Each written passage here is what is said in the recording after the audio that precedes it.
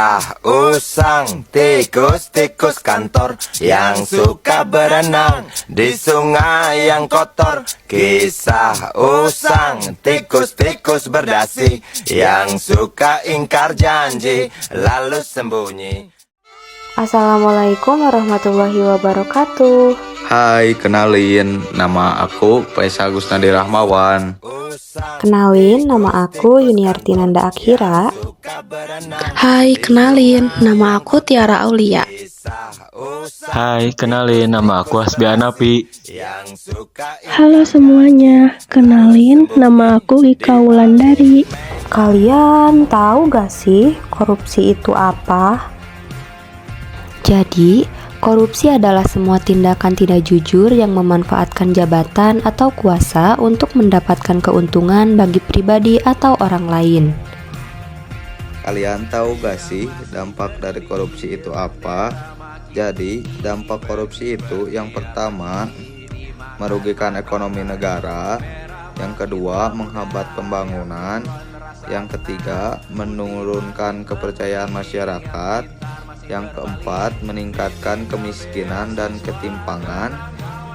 Terus yang kelima, merusak moral dan keadilan.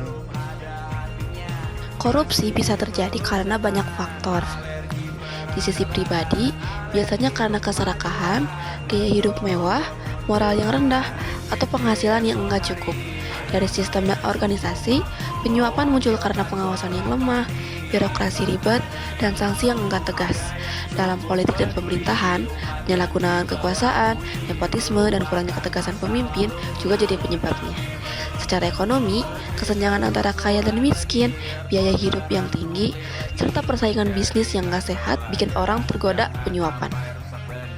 Kalian tahu nggak sih gimana caranya mencegah korupsi dan penyuapan? Yang pertama ada peningkatan transpirasi. Jadi, peningkatan transpirasi ini adalah mempublikasikan atau mengunggah laporan keuangan, anggaran, dan pelaksanaan anggaran secara terbuka dan mudah diakses. Kedua, ada pengawasan internal dan eksternal.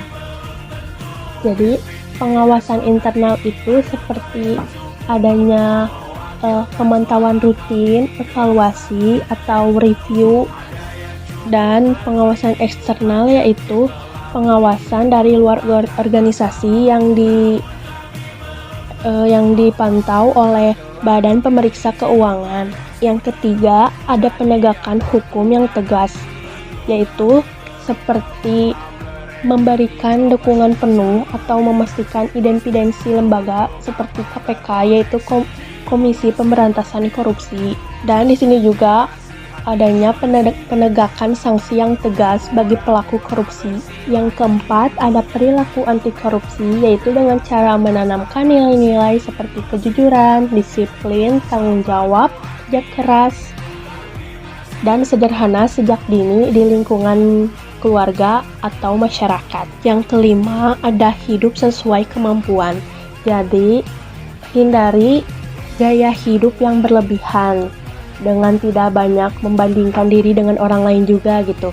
Dan kita juga harus pintar-pintar mengelola pengeluaran dengan baik. Yang terakhir ada fokus pada kinerja dan tanggung jawab. Jadi harus ada kinerja yang jelas dan terukur dan dapat dipertanggungjawabkan. Dan juga kita berani mengakui kesalahan dan dapat diandalkan bahwa setiap tindakan akan memiliki konsekuensi. Di sini juga ada dalil tentang korupsi yang tertera dalam Quran Surat Al-Baqarah ayat 188. Bismillahirrahmanirrahim. وَلَا تَأْكُلُوا أَمْوَالَكُمْ بَيْنَكُمْ بِالْبَاطِلِ وَتُدْلُوا بِهَا إِلَى الْحُكَّمِ لِتَأْكُلُوا فَرِيقًا مِنْ أَمْوَالِ النَّاسِ بِالْإِثْمِ وَأَنْتُمْ تَعْلَمُونَ.